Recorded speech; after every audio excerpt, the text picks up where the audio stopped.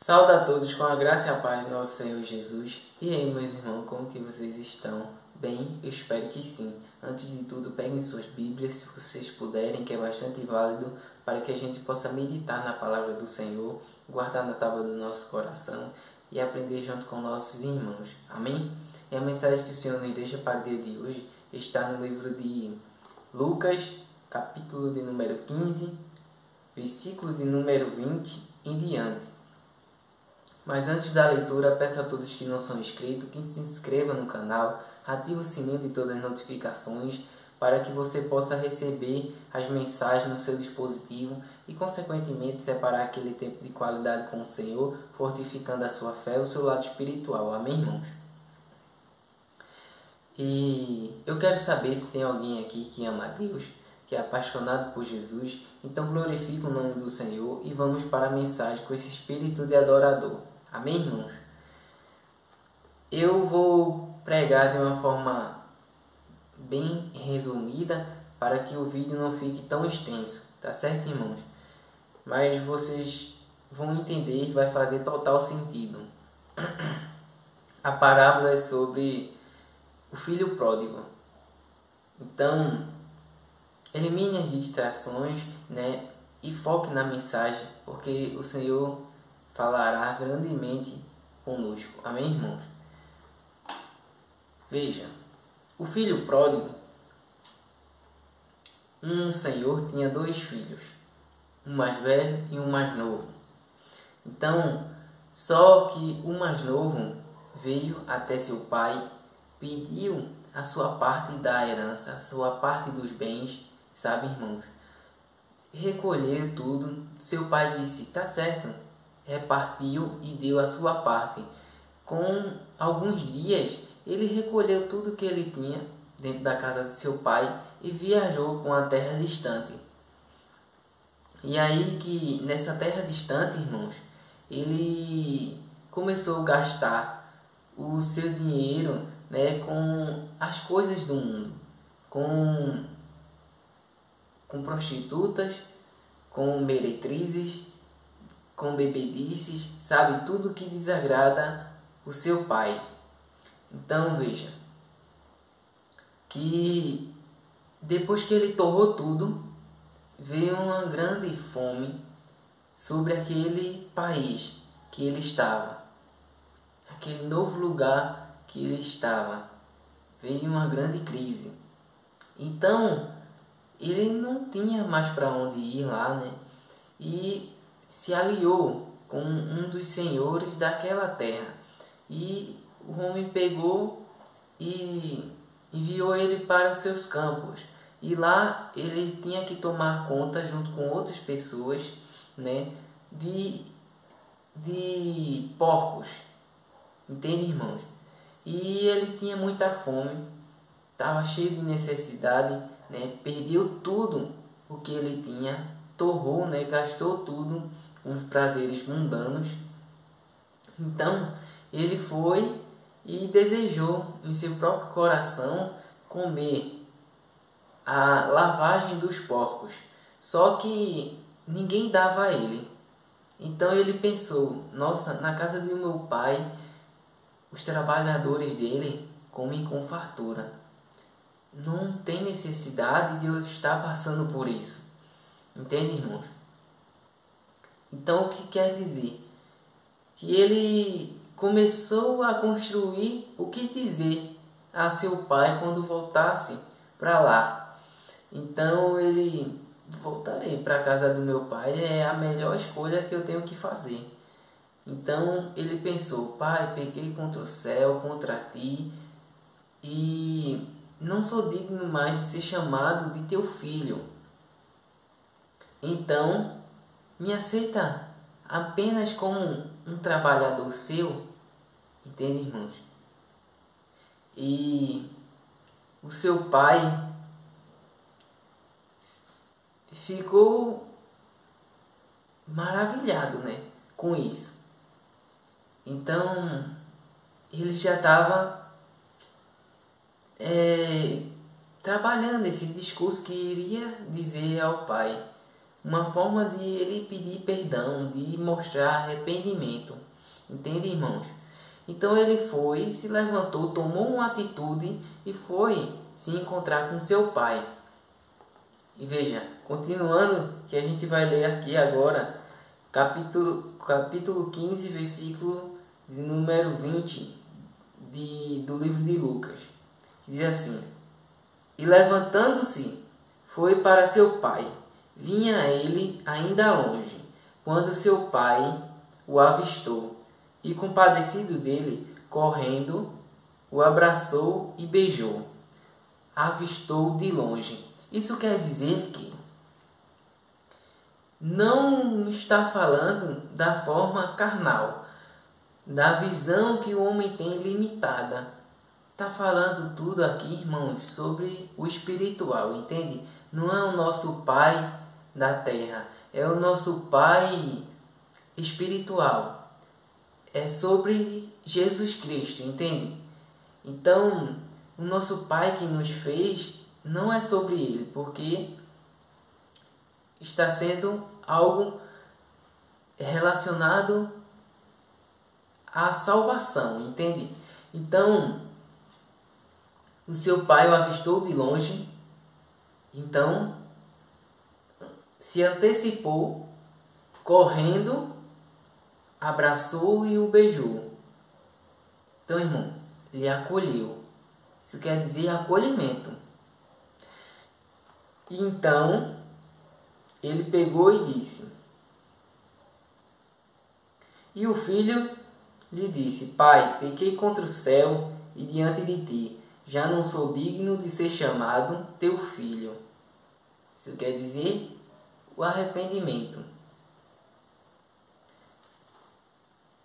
O pai, porém, disse aos seus servos: Trazei depressa a melhor roupa. Vestiu, pondo-lhe um anel no dedo e sandália nos pés. Trazei também e matai um novilho cevado, comamos e regozijemo-nos, porque este meu filho estava morto e reviveu, estava perdido e foi achado. E começaram a regozijar-se. Veja, irmãos, o que o Senhor está nos explicando aqui, através dessa palavra de Jesus Cristo. Que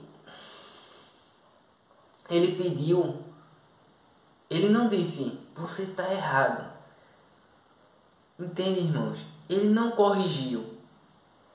Porque esse filho, o que ele precisava saber, o que ele precisava ser corrigido, ele mesmo se autoanalisou. Então, o pai não falou nada, apenas disse aos servos: traz a melhor roupa, põe anel no dedo e calça ele com sandálias. O que quer dizer essas sandálias? Quer dizer que é a preparação do Evangelho. Sabe, irmãos? Que é a pessoa andar sem se machucar, sem se ferir, sabe? Sem ser mais condenado. Sem ser... Entende, irmãos? Por isso que a palavra de Deus diz que um ano para ele, um dia para ele é como mil anos. E 1000 anos como um dia. Porque vale a pena. O tempo que a gente vive na presença de Deus, irmãos, a gente vai ter em nosso coração um GPS, sempre para voltar para a casa do Senhor, porque lá é a melhor coisa que a gente pode fazer, é estar sempre morando na casa de Deus, na casa do Senhor, entende? Então, ele não quis corrigir, não quis, sabe, envergonhar nada, pelo contrário, traz a melhor veste, as vestes brancas, as vestes de limpeza, sabe, de limpo, de restaurado, de coisas novas que o Senhor está fazendo. O anel no dedo é para mostrar que você nunca deixou de ser filho. Você continua sendo o mesmo. Ele não quer te aceitar como um escravo, um trabalhador. Ele quer te chamar de filho. Entende? Você que muitas das vezes por ignorância quer viver as suas próprias aventuras, então quer deixar essa patente de filho de lado e quer ser escravo do mundo, escravo do pecado. E muitas das vezes a vergonha, o orgulho fica muito acima do arrependimento. E então eu admiro muito esse filho pródigo. A palavra, né, que diz que ele tomou uma atitude. Ele não quis saber do falatório dos seus irmãos, da sua parentela, sabe, da sua família, de ninguém. Mas ele quis voltar para a casa do Pai, se arrependendo de tudo que ele fez. Então veja, irmãos, o quão maravilhoso é o Senhor. Ele ainda lhe aceitou de braços abertos, lhe abraçou, lhe beijou, né? Lhe acolheu. E não é diferente. Ele faz isso na vida de cada um de nós, todas as vezes que a gente se arrepende de todo o nosso coração. Então veja, que recebeu vestes novas, anel no dedo, sandália, né? Continua sendo filho. E ele ainda acrescentou, mata um novilho cevado, daqueles bem gordos, sabe? Para festejar, para comemorar a volta daquele filho que estava morto e reviveu. Estava morto no mundo e reviveu na presença de Deus. Estava perdido nos pecados, nas armadilhas, sabe, irmãos? Nas ciladas do inimigo. Aleluia, glória a Deus. E foi achado.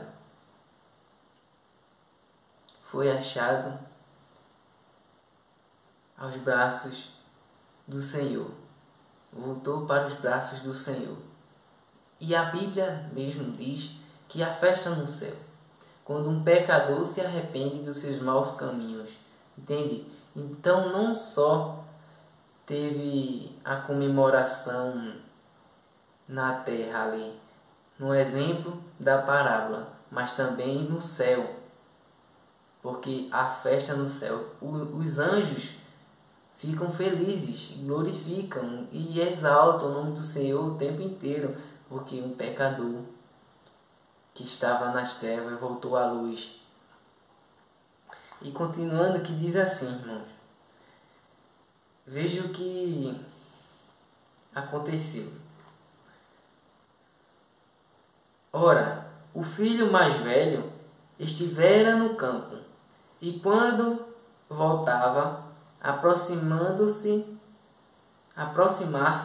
da casa, ouviu a música e danças. Chamou um dos criados e perguntou-lhe que era aquilo. E ele informou: veio teu irmão e teu pai mandou matar um novilho cevado, porque o recuperou com saúde. Ele se indignou e não queria entrar. Saindo, porém, o pai procurava conciliá-lo. O que isso quer nos dizer, irmãos?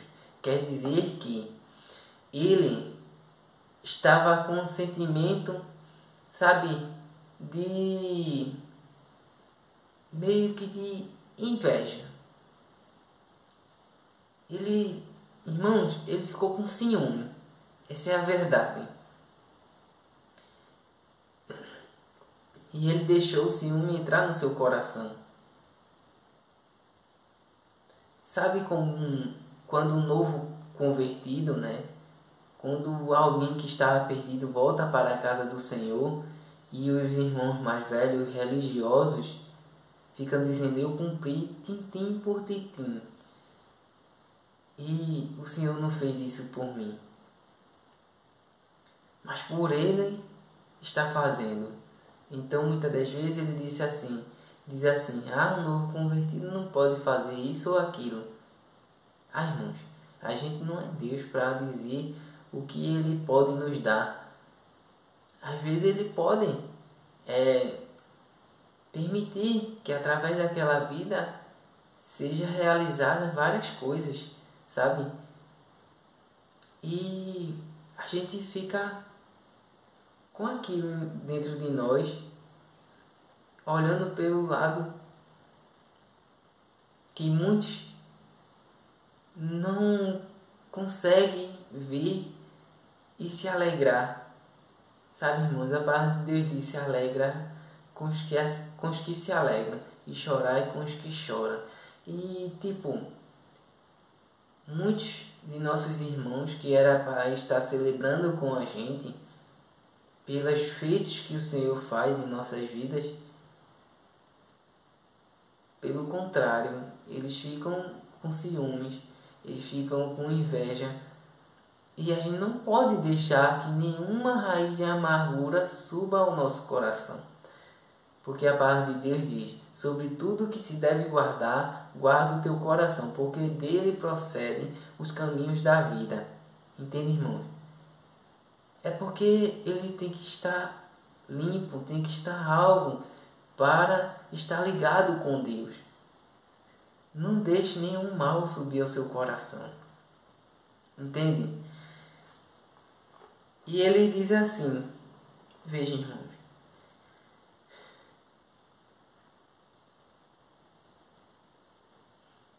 vou ler novamente. Ora, o filho mais velho estivera no campo, e quando voltava, ao aproximar-se da casa, ouviu música e as danças. Chamou um dos criados e perguntou-lhe que era aquilo. E ele informou: veio teu irmão e teu pai mandou matar um novilho cevado, porque o recuperou com saúde. Ele se indignou e não queria entrar. Saindo, porém, o pai procurava reconciliá-lo. Ele se escandalizou com aquela festa, com aquela comemoração que seu pai tinha feito para o filho mais novo. Entende, irmão? Mas Deus também, sabendo que ele se escandalizou, voltou lá e procurou reconciliá-lo. Porque o Senhor não despreza ninguém. Entende? Então veja o que ele diz: mas ele respondeu a seu pai: há tantos anos que te sirvo, sem jamais transgredir uma ordem tua, e nunca me deste um cabrito sequer para alegrar-me com os meus amigos. Vindo, porém, esse teu filho, que desperdiçou os teus bens com meretrizes, tu mandaste matar para ele um novilho cevado. Então lhe respondeu o pai: meu filho, tu sempre estás comigo. Tudo o que é meu é teu. Então, irmãos, isso nos mostra que muitos têm fartura, sabe? Tem riquezas de sobra, mas ele não acessa, ele prefere, sabe, irmãos, olhar com um lado religioso. Ele só quer ver o lado, irmãos, ele só quer ver aquela pessoa perfeita, sabe? E a gente não é perfeito, a gente é falho e pecador. Por isso que Deus nos mostra que é necessário abrir os braços, porque se existe arrependimento, sabe, verdadeiramente, existe salvação. E se o Senhor não abrisse os braços para o seu filho mais novo, ele iria se perder? Ele iria continuar no mundo? Irmão, muitas das vezes a gente é hipócrita. Não quer permitir que os outros recebam algo que a gente já recebeu. E muitas das vezes ele quer se mostrar perfeito demais, sabe? Anos na presença do Senhor não quer dizer nada. É necessário buscá-lo dia após dia. É intimidade, é relacionamento.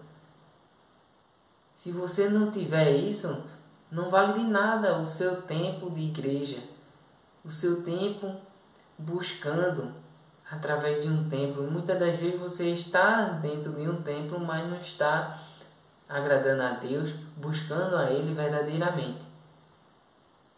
Está ali porque já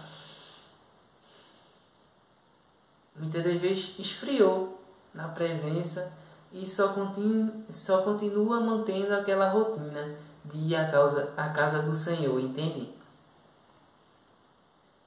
A gente tem que manter a chama acesa, a chama do Espírito Santo, a chama do cristianismo, do Evangelho, sabe, irmãos? Que a gente possa deixar de lado essa religiosidade. É sobre intimidade, é sobre relacionamento, é sobre favor, é sobre o amor, sobre a comunhão, sabe? Que a gente precisa olhar as coisas, olhar a nossa volta, né? E buscar olhar as coisas com os olhos de Jesus, com o coração que ele teve. Entende, irmãos? Então, continuando, ele diz assim: entretanto, era preciso que nos regozijássemos e nos alegrássemos, porque esse teu irmão estava morto e reviveu, estava perdido e foi achado. É salvação, ele está à procura de corações arrependidos, de coração aquebrantado. Ele está à procura de vidas, de almas, salvação. Ele quer vidas, irmãos, para o seu reino.